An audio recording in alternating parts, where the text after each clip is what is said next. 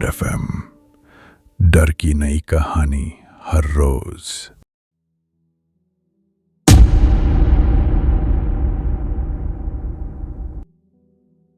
Friday. Agnes Rodriguez का हफ्ता ठीक नहीं चल रहा था। घर पर जिम्मेदारियों का बोझ था और काम पे एक एक्स्ट्रा लॉन्ग वीकेंड के चलते जल्द ही चेक इन करने वाली भीड़ की टेंशन। वनबाग नाम के एक बुटीक रिजॉर्ट में सुपरवाइजर की पोजीशन पर काम करती एग्नेस आंसुओं के कगार पर थी जब शुक्रवार की सुबह हाउसकीपिंग स्टाफ सुरेश कुमार के अचानक बीमार पड़ जाने पर मानो किसी फरिश्ते की तरह 20 वर्षीय कंचन ने न्यूज़पेपर में छपी एडवर्टाइजमेंट को देख काम की तलाश में उसका दरवाजा खटखटाया। पहले तो कंचन के कमरे में घुसते ही फूलों की एक ऐसी सुहानी महक उसके पीछे पीछे आई, एक सांस अंदर खींचते ही मानो एग्नेस की तबीयत खुश हो गई। और फिर लड़की ने जब रिकॉर्ड 2.5 मिनट के अंदर एक क्वीन साइज बेड को दुल्हन की तरह सजा दिया, एग्नेस ने बिना रेज्यूमे, बिना काम की हिस्ट्री देखे ही उसे उसी दिन से जॉब पर लगा दिया। उस एक पल में एग्नेस को लगा उसका अच्छा वक्त आखिर शुरू हो गया था। किस्मत बारिश के बाद छटे बादलों के बीच से निकलती धूप की तरह उस पर मेहरबान हो गई थी और पूरे दिन के वर्कलोड को वो पंख के भार की तरह अपने कंधों पर लिए आगे बढ़ गई। लेकिन सूरज ढला और रात चढ़ी। स्टाफ मेंबर्स में हलचल सी मची। खबर फैली कि रिजॉर्ट का अपना पालतू डॉग शेरू दोपहर से कहीं दिखाई नहीं दिया था। लेकिन एग्नेस घबराई नहीं। इस पॉइंट पर तो नहीं। रिजॉर्ट जंगलों से घिरा जरूर था पर एकड़ों की जमीन पर फैला था।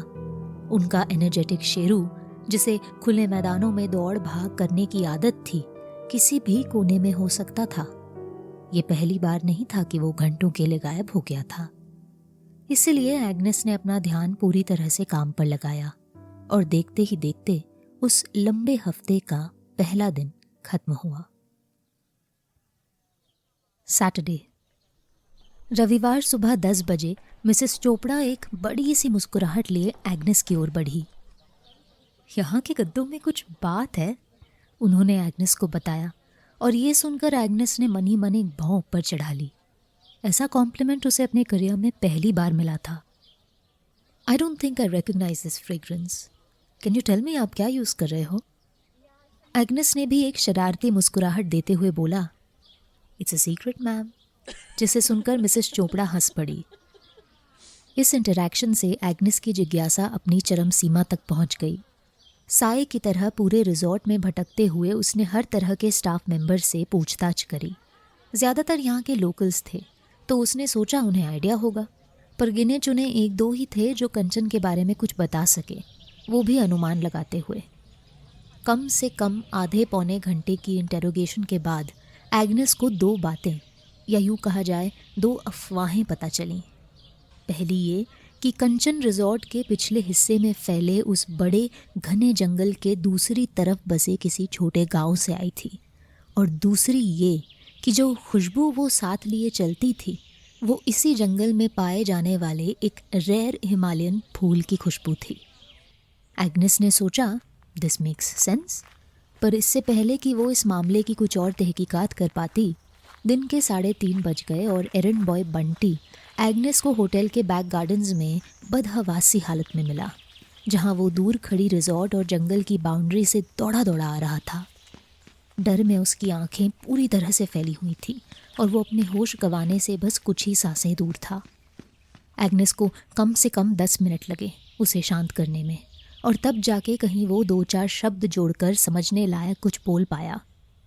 बंटी के मुताबिक वो काम से मिले एक छोटे ब्रेक के चलते किचन से बस कुछ ही दूर ठहरे जंगल के शुरुआती कुछ पेड़ों की तरफ टहलते हुए गया था जब उसे जंगल की ओर से एक भयानक आवाज़ सुनाई दी थी। एक ऐसी आवाज़ जिसने उसकी हड्डियों तक में झंझनाहट पैदा कर दी थी। जब एग्नेस ने उसे इस आवाज़ को डिस्क्राइब करने के लिए बोला, वो कुछ सेकंड्स मुंह खोलकर बस बैठा रहा, मानो अपने शब्द टटोल रहा हो। लेकिन अंत में बंटी केवल एक टूटा हुआ सा जवाब ही दे पाया, धुन, गहरी, मौत जैसी। बंटी के ये शब्द सुनते ही एग्नेस की दोनों भौहें उसके माथे के ऊपरी कोने तक पहुंच गईं। उसने बंटी को कुछ देर आराम करने का ऑर्डर दिया और फिर अपने कनपट्टी को हल्का सा मलते हुए दोबारा अपने ऑफिस की ओर बढ़ गई। रास्ते में उसे ख्याल आया कि शेरू अब तक कहीं दिखाई नहीं दिया था। सर्च पार्टी भेजने का वक्त आ गया था। संडे। रात भर करवटें बदलने के बाद एग्नेस जब काम के लिए तैयार हुई, उसका मूड कुछ गरजते बादलों जैसा था। लेकिन जैसे ही वो डाइनिंग एरिया में पहुंची, उसे कुछ guests including Mrs Chopra resort के बेडशीट्स की तारीफ करते हुए सुनाई दिए। एक मेहमान ने कहा यहाँ के गद्दों में कुछ जादू था। दूसरे ने कहा बेडशीट्स की खुशबू कुछ निराली थी। मिसेस चोपड़ा ने हाँ में अपना सर जोरों से हिलाया और चौथे गेस्ट ने तो ये तक कह डाला कि वो कल रात मुर्दों की तरह सोई थी। अब एग्नेस के अंदर एक बेचैनी सी उमड़ पड़ी थी, एक ऐसी बेचैनी जो जिज्ञासा से पैदा हुई थी। उसे अब जानना ही था कि ये माजरा आखिर था क्या। ऐसा क्या जादू था कंचन के हाथों में जो उसके द्वारा बनाए गए बिस्तरे लोगों को इतने पसंद आ रहे थे। उसकी खुशकिस्मती थी ये कि जैसे ही ये ख्याल उसके मन में आया, उसे अपने ऑफिस की तरफ बढ़ते वक्त कंचन रास्ते में ही मिल गई। एग्नेस ने बिना वक्त गवाए कंचन को अपना बेड बनाने का आदेश दिया और वो भी मुस्कुराते हुए मान गई। कहती भी तो क्या, लेकिन एग्नेस को अपना ही एक काम निकलवा कर कोई सेटिस्फैक्शन नहीं मिली। शेरू अभी भी गायब था। सर्च पार्टी कल घंटों बाद भी खाली हाथ लौटी थी और ऑफिस पहुंचते ही एग्नेस को एक बड़ा ही चिंताजनक फ़ोन कॉल आया। हाउसकीपिंग स्टाफ सुरेश कुमार की बीवी का। बात हुई तो पता चला सुरेश कुमार अब तक घर नहीं पहुंचे थे। पता चला कि उन्होंने कल काम से जल्दी छुट्टी लेकर घर लौटना था। पता चला कि जो शुक्रवार को सुरेश जी की तबीयत खराब हुई थी, उसके बारे में उनकी बीवी को अंदाज़ा तक नहीं था। तो फिर शुक्रवार को ही रिजॉर्ट से निकलकर वो आखिर गए कहाँ? एग्नेस के अब पसीने छूटने लगे थे, हाथों की उंगलियों में कंपन पैदा होने लगी थी। कहाँ उसने सोचा था ये हफ्ता बस काम के चलते थोड़ा बहुत स्ट्रेसफुल रहेगा, अब तो नई नई मुसीबतें निकलकर सामने आ रही थी। फटाफट मेंटेनेंस से कुंदन जी को थाने रिपोर्ट लिखाने भेजकर एग्नेस ने कुछ 15-20 मिनट गहरी सांसें लेकर अपनी एंग्जाइटी काबू में करने की कोशिश की। लेकिन इन नुस्खों से कहाँ बात बनने वाली थी जब उसकी परेशानियों का स्रोत अभी भी जिंदा था। ऊपर से रात 7:30 बजे रूम सर्विस से पायल और दौड़ी दौड़ी एग्नेस के पास आई, ये कहती हुई कि वो बैकयार्ड में कुछ फूल पत्तियां टटोल रही थी जब उसे दूर खड़े जंगल से एक भयानक आवाज सुनाई दी। लेकिन जहां कल बंटी ज्यादा कुछ नहीं बोल पाया था, पायल ने जंगल से आ रही इस आवाज को एक गहरी और किसी लंबे सुर की तरह खिंची गुनगुनाहट जैसा बताया। पायल की आवाज में उसकी आस्था साफ सुनाई दे रही थी, उसका दृढ़ विश्वास कि उसने कोई सपना नहीं देखा था। इसलिए उसके इस कन्विक्शन के चलते एग्नेस को भी बाहर तहकीकात करने जाना पड़ा। मौसम कुछ 14 डिग्री था और सूरज की गैर मौजूदगी में एग्नेस के हाथों पर हल्की ठंड से रोंगटे खड़े हो गए थे। शाम के इस वक्त गेस्ट्स ज़्यादातर फ्रंट लॉन में बने फायर पिट और गज़ीबो के पास ही टहलते थे, जिसके कारण ठंडे पड़े इस बैकयार्ड में फ़िलहाल एग्नेस के अलावा और कोई नहीं था। सामने कुछ 300-400 मीटर दूर जंगल के शुरुआती पेड़ हवा में थोड़ा बहुत झूल रहे थे और एग्नेस ने कुछ देर अपने आप को अपनी जगह पर स्थिर खड़े होकर उनकी लहराती टहनियों को गौर से देखता पाया। आंखें छोटी कर अपनी पलकों की झांकी से उन्हें देखने पर वो पतले लंबे इंसानों जैसे लग रहे थे, उनके हाथ हवा में लहराते हुए जैसे एग्नेस को अपनी ओर बुला रहे। एग्नेस को मानो एक झपकी जैसी लग गई थी। वो ज़रा सा लड़खड़ाई और होश की लगाम वापस पकड़ में आई तो उसे एहसास हुआ कि वो बिना जाने समझे अपनी मर्जी के खिलाफ कुछ कदम आगे जंगल की तरफ बढ़ गई थी। उसके शरीर में एक कपकपी सी छूटी और उसने फटाफट बिल्डिंग में प्रवेश कर दरवाज़ा अपने पीछे बंद कर दिया। फ़ोन पर टेम्परेचर देखा तो उसके मन ने अपने आप को दिलासा देने के लिए मौसम को गुनहगार ठहरा दिया। लेकिन फिर एग्नेस को हाल ही में सामने आई मुसीबतों का ध्यान आया। पहले शेरू का गायब होना, फिर सुरेश कुमार का, और अब ये। होटल के स्टाफ के द्वारा जंगलों से किसी डरावनी आवाज के आने का दावा? क्या हो रहा था वन बाग में, और क्या जरूरत थी इस सब को एग्नेस के ही नेतृत्व में होने की? इन सब मुसीबतों के भार तले जब एग्नेस उस रविवार की रात स्टाफ क्वार्टर की तरफ बढ़ी, उसे पूरा यकीन था वो रात भर करवटें बदलने वाली थी।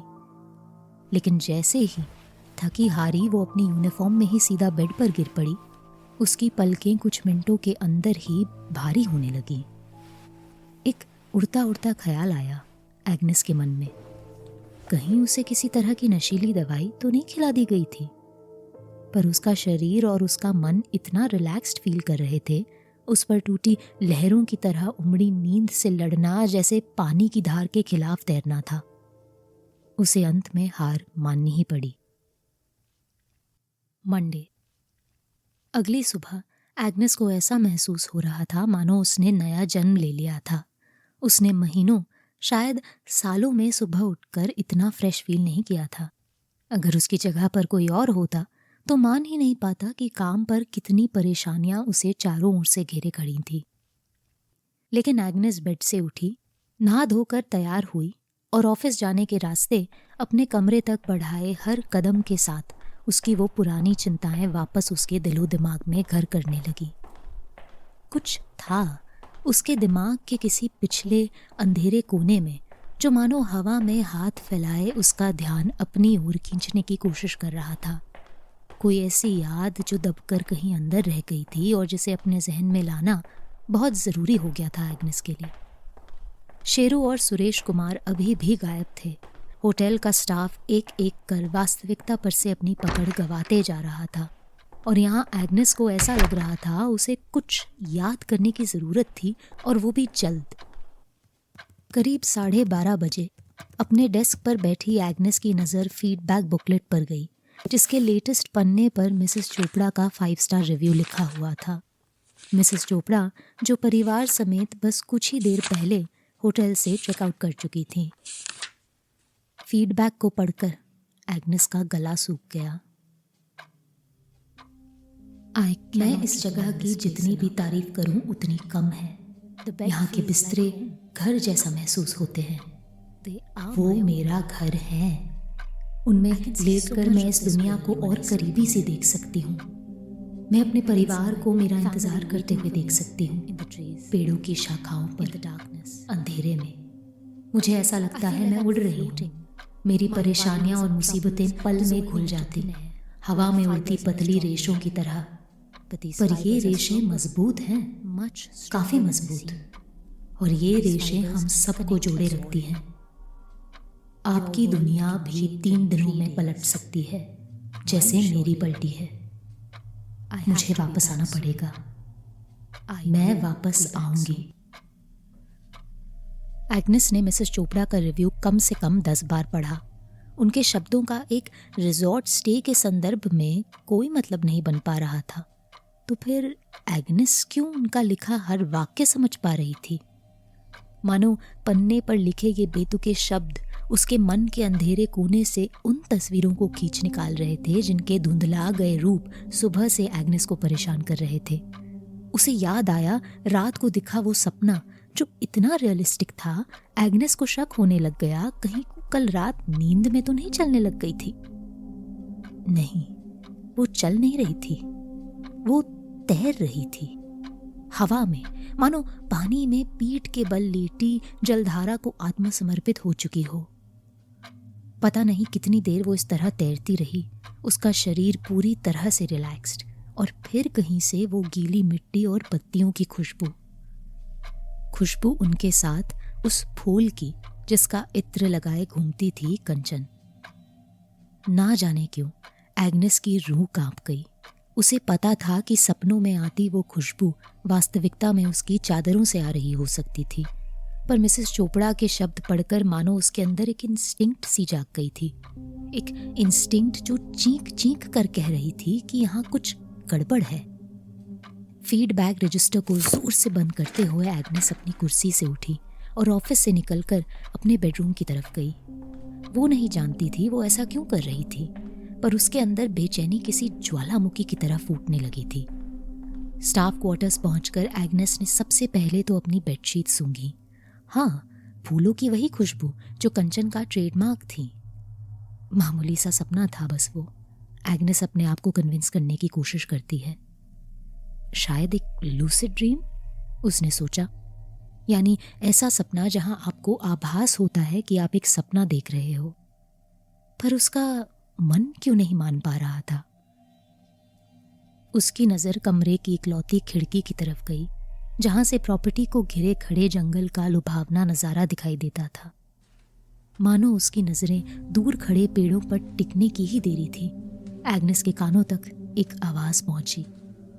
वो खिड़की की तरफ बढ़ी तो आवाज भी कुछ कुछ साफ होने लगी, और जब उसने पास आकर खिड़की के शीशे खोले, एक धुन सी उसके कानों तक पहुंची, ना डरावनी ना मौत जैसी, जैसा उसके स्टाफ ने उसे बताया था।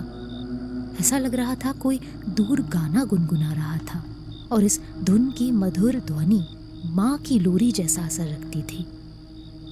खिड़की के बाहर सर कर इसे सुन रही एग्नेस की आंखें भारी होने लगीं, पर उसे नींद नहीं आ रही थी। उल्टा वो और चौकन्नी हो गई थी। इतनी की दुनिया में उस धुन के अलावा अब उसके लिए और कोई चीज के मायने नहीं रह गए थे। वो इतनी मंत्रमुग्ध हो गई थी कि उसे अब अपने शरीर का भी होश नहीं रह गया था। इतनी मंत्रमुग्ध कि अंत में गुरुत्वाकर्षण ने ही उसे अपनी इस दशा से बाहर निकाला। होश उसे ऐसे अचानक आया जैसे किसी ने उसके चेहरे पर एक करारा तमाचा जड़ दिया था। पता नहीं कैसे, पर उसने अपने आप को आधा खिड़की के बाहर पाया।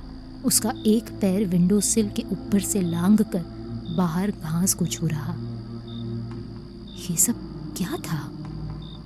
उन कुछ पलों के लिए अपने होश गवा देने से डर गई एग्नेस खिड़की से अचानक पीछे छटपटाई। ऐसे में उसके पैर बेड साइड टेबल से टकरा गए और उस पर रखा एक पानी का ग्लास उछलकर बेड पर खाली हो गया। उसे शायद ऐसे ही झटके की जरूरत थी, क्योंकि शीट्स पर बढ़ते उस गीले पैच को देखकर एग्नेस को मानो पूरी तरह से होश आ गया। उसने फटाफट कवर्स उतारे। गनीमत थी पानी पूरी तरह से अंदर गद्दे में नहीं घुसा था। गीली चादरों और कंफर्टर को वो लॉन्ड्री रूम लेकर गई, जहां पर वीकेंड क्राउड की धुली शीट्स अभी अभी मशीन से उतरी थी। एग्नेस अपने रूम की शीट्स को लॉन्ड्री बास्केट में डाल ही रही थी जब उसकी नज़र मशीन के पास नीचे फ्लोर पर चमक रही किसी चीज़ पर गई। गौर से देखा तो पता चला कुछ रेशा जैसा था, मुलायम पर तेज और लंबा। दूर बास्केट्स में रखी धुली शीट से या तो उभर रहा या उनमें जाकर मिल रहा। एग्नेस के शरीर में एक कंपन सी पैदा हुई, जिसके चलते वो बिना वक्त गवाए लॉन्ड्री रूम से फटाफट निकल गई। पता नहीं क्या हो रहा था उसे, पर उसकी धड़कनें बिना किसी जाहिर वजह के तेज होती जा रही थी। पूरा दिन उसका इसी बेचैनी में कटा, और रात चढ़ते ही एग्नेस दोबारा अपनी पुरानी आदतों का शिकार बन गई। पिछली रात कोई बहुत बड़ा एक्सेप्शन थी, क्योंकि आज वो फिर बेड पर लेटे लेटे घंटों सीलिंग को देख रही थी। कभी करवटें बदलती तो कभी बेड से ही उतरकर कमरे का चक्कर काटने लगती। और इसी रूटीन के दौरान जब वो टहलते टहलते खिड़की की तरफ गई, उसे जंगलों से आ रही आवाज को आखिर एक्नॉलेज करना ही पड़ा, क्योंकि जब से एग्नेस ने वो आवाज सुबह सुनी थी, तब से वो उसके ध्यान के एक कोने में अपना घर बना चुकी थी। किसी वाइट नॉइस की तरह ना वो कभी धीमी पड़ी ना तेज हुई, बस एक सतत लय में पूरा दिन उसके साथ रही। अ कॉन्स्टेंट हम। एग्नेस को डर था उस पर ध्यान देने का मतलब होगा ये स्वीकार करना कि अपने स्टाफ की तरह वो भी वास्तविकता पर से अपनी पकड़ छोड़ती जा रही थी। लेकिन इस बार इस आवाज के साथ कुछ और भी था, कुछ नया, कुछ। एग्नेस की धड़कन ने मानो एक हिचकी सी ले ली। उसने बेडसाइड टेबल पर जल रही नाइट लाइट को स्विच ऑफ किया और फिर शीशे पर अपना माथा टेककर दूर जंगल की तरफ देखा। हाँ, कुछ हलचल हो रही थी वहां। शुरुआती कुछ पेड़ों के पास 10-15 इंसानी आकृतियों का एक समूह जैसे साथ में चलते हुए जंगल की गहराइयों की तरफ बढ़ रहा था। बीतते हर सेकंड के साथ उनके दाएं से बाएं झूलते कद और छोटे होते जा रहे थे, जैसे किसी धुन में साधना करते हुए कुछ लोगों का झुंड रिजॉर्ट से दूर जा रहा था। एक पल ऐसा आया जब इंडिसीजन के चलते एग्नेस कुछ पल अपनी जगह पर पूरी तरह से जमी रही। उसके अंदर एक चिंगारी बेशक थी बाहर निकलकर अपने सवालों का जवाब ढूंढने की, पर इतनी तो अक्ल उसे थी ही कि अकेले बिना किसी बैकअप के सायों का पीछा करते हुए देर रात जंगल में ना दौड़ पड़े। लेकिन जैसे जैसे वक्त बीतता गया और जंगल को कुछ देर गौर से देखने पर उसे ऐसा महसूस होने लगा मानो उसके पेड़ों की झूलती शाखाएं उसे अपनी ओर बुला रही थीं। एग्नेस को आखिर इस बात का एहसास हुआ कि उसने अगर अभी कुछ नहीं किया तो आने वाले कई महीनों, शायद सालों में भी वो फुर्सत के 2 पल नहीं बिता पाएगी। वो 1 सेकंड और हाथ पे हाथ धरे नहीं बैठी रह सकती थी। मन ही मन अपनी इस जिज्ञासा को कोसते हुए उसने एक दराज से टॉर्च निकाली और मोबाइल फोन को सीने से जकड़े रख जंगल की तरफ बढ़ गई। इस बात का मन ही मन फैसला लेती कि वो अंदर नहीं जाएगी, बस बाउंड्री से टॉर्च लाइट के सहारे माजरा समझने की कोशिश करेगी। लेकिन जैसे ही वो रिजॉर्ट के पिछले हिस्से में फैले लॉन को पार करने लगी और पैरों तले घास जंगल की बाउंड्री पास आते हुए 1 इंच से एड़ियों के ऊपर तक पहुंचने लगी, एग्नेस को ऐसा महसूस हुआ मानो वो हर कदम के साथ अपने शरीर पर से नियंत्रण खोती जा रही थी। एक पॉइंट ऐसा आया जब वो रुकने का मन बनाने पर भी अपने आप को रोक नहीं पा रही थी और ऐसे में उसने बिना कुछ सोचे थाने फ़ोन लगा दिया। वो आवाज़ यहाँ पेड़ों की छांव तले मानो हर दिशा से आ रही थी। वो आवाज़ अब उसके भीतर भी गूंजने लगी थी, किसी जिद्दी ख्याल की तरह। एग्नेस को इस बात का एहसास हो चुका था कि एक कठोर पर ज़रूरी कदम उठाने का वक्त आ गया था। उसने पूरी जान लगाकर अपना शरीर ज़रा सा दाएं मोड़ा और मोमेंटम के लिए सर हल्का सा पीछे कर पास खड़े पेड़ के मोटे तने पर उसे जोर से दे मारा।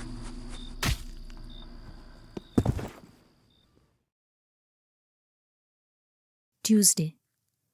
एग्नेस को हॉस्पिटल से शाम 6 बजे डिस्चार्ज कर दिया गया। 15 स्टिचेस लगे थे उसे और दवाइयों की एक ऐसी लिस्ट थमा दी गई थी जिनमें से एक भी उसकी असल परेशानियों को दूर करने का दावा नहीं रख सकती थी। रात की यादें उसके दिमाग में एक गहरी धुंध के पीछे छिप गई थी, पर क्योंकि सब इंस्पेक्टर रावत उसके जानने वाले थे, उसे कल रात की घटनाओं के बारे में कुछ कंसर्निंग बातें पता चलीं। अपने आप को जानबूझकर चोट पहुंचाने के बाद एग्नेस बस प्रॉपर्टी लाइन से कुछ ही मीटर्स की दूरी पर बेहोश हो गई थी, जहां फिर उसकी कॉल को सुनकर पहुंचे सब इंस्पेक्टर रावत ने उसे ढूंढा था। रावत जी के मुताबिक वो अपने साथ सिर्फ एक कांस्टेबल को लेकर आए थे, पर जब उन्होंने जंगल की तरफ बढ़ते वक्त कुछ ऐसी डरावनी आवाज़ें सुनी जिससे ये प्रतीत हुआ कि वो किसी बड़ी चीज़ या शायद किसी बड़े दल के साथ भिड़ रहे थे, उन्होंने फटाफट कुछ लोकल वॉलंटियर्स की एक टीम तैयार कर ली, जिनमें रिजॉर्ट के कुछ स्टाफ मेंबर्स भी शामिल थे। उनमें से कुछ एग्नेस को हॉस्पिटल ले गए और बाकी सब उस आवाज़ का पीछा करते हुए जंगल में बढ़े। लेकिन वो ज़्यादा दूर नहीं जा पाए। कुछ था जो उन्हें या तो रोक रहा था या रास्ते से भटकाने की कोशिश कर रहा था। अंत में उन्हें मुड़कर वापस आना पड़ा, पर एसएचओ की रिक्वेस्ट पर सुबह 3 पुलिस डॉग्स के साथ एक और यूनिट जंगल में सर्च करने निकला। सुबह की रोशनी में यह टोली एक क्लियरिंग तक पहुंची जो रिजॉर्ट से कुछ 5-6 किलोमीटर्स की दूरी पर थी। जंगल के एक ऐसे घने हिस्से में जहां पेड़ों की डालों और पत्तों से बनते शामियाने सूरज की रोशनी को जमीन तक पहुंचने ही नहीं देते थे। इस क्लियरिंग में उन्हें सबूत मिला किसी चीज या यूं कहा जाए किसी जानवर के टुकड़ों के जले होने का। बंजर जमीन पर बिखरी उसकी राख लिपटी अंधेरे में भी चमकते कुछ रेशों के साथ, जिन्हें ट्रेस करते हुए सर्च पार्टी की नजरें पहुंची थीं ऊपर पेड़ों की डालों पर। डालें जहां महकते पीले फूलों के बीच करीब 10, 15, 20 इंच लंबे कुकून्स रोशनी की लड़ियों की तरह टहनियों से झूल रहे थे। क्योंकि जंगल का ये इलाका रिजर्व एरिया की ठीक बाउंड्री पर था, इससे ज्यादा यहाँ बिना आवश्यक इजाजतों के तहकीकात नहीं की जा सकती थी। इस हिमालयन जंगल में कई तरह के लुप्तप्राय प्रजातियां यानी इंडेंजर्ड स्पीशीज मौजूद थीं, जिन्हें अकेला छोड़ने में ही समझदारी थी। और एग्नेस के मुताबिक इससे समझदारी की बात और कोई नहीं हो सकती थी। क्योंकि ना उसमें सच्चाई जानने की हिम्मत रह गई थी, ना इच्छा। उसके दिमाग में बिना इन जवाबों के अपने आप ही आइडियाज उभरने लगे थे। ख्याल और शक जो पनपने लग गए थे उसके अपने एक्सपीरियंसेस और आगे आने वाले दिनों में उस तक उड़कर पहुंचती खबरों की बदौलत। कभी उसे खबर मिलती कि दिल्ली से बिलोंग करती एक 3 जनों की फैमिली चोपड़ास सोमवार से लापता है, तो कभी पुलिस थाने में बैठे उसके कॉन्टैक्ट से ये पता चलता कि फोरेंसिक जांच में जंगल की क्लियरिंग में पाई जाने वाली उस राख की पहचान दोनों जानवर और इंसानी बताई गई थी। पुलिस इंटेरोगेशंस, मीडिया ऑनस्लॉट और पब्लिक स्पेकुलेशंस के बीच एग्नेस की हिम्मत दम तोड़ चुकी थी और उसे जैसे ही इन्वेस्टिगेटिव एजेंसी से क्लीन चिट मिली, वो अपना इस्तीफा देकर अपने घर दमन लौट गई। लेकिन हिमालय के उन जंगलों से मीलों दूर आज भी एग्नेस को कभी कभी रात के अंधेरे में उस फूल की खुशबू आती है जिसकी चपेट में आकर उसके साथ ना जाने उस रात क्या अनहोनी होने वाली थी। कितने दिन तो वो अपने बालों में एक कंघी तक नहीं फहरा पाती, क्योंकि उसे अपनी ही घनी काली लटों के बीच चांदनी के रेशे से दिखाई दे जाते हैं जो झड़ती लटों के साथ उसकी उंगलियों में लिपट जाया करते हैं। हाल ऐसा हो गया है उसका कि उसने अखबार पढ़ना और टीवी पर न्यूज़ देखना तक बंद कर दिया है, इस डर से कि किसी भी दिन तहकीकात अपने अंजाम तक पहुंच जाएगी और दुनिया को आखिर पता चल जाएगा कि चोपड़ास, सुरेश कुमार और शेरू समेत वो कुछ 1 दर्जन और वनबाग के गेस्ट के साथ अंत में हुआ क्या। आखिर एग्नेस को जरूरत नहीं है किसी रिपोर्ट की या किसी एक्सपर्ट के दावों की। उसके सपनों में ऊंची अंधेरी शाखाओं से लटकते वो कुकून्स उसके सवालों का रूह कपकपा देने वाला जवाब है।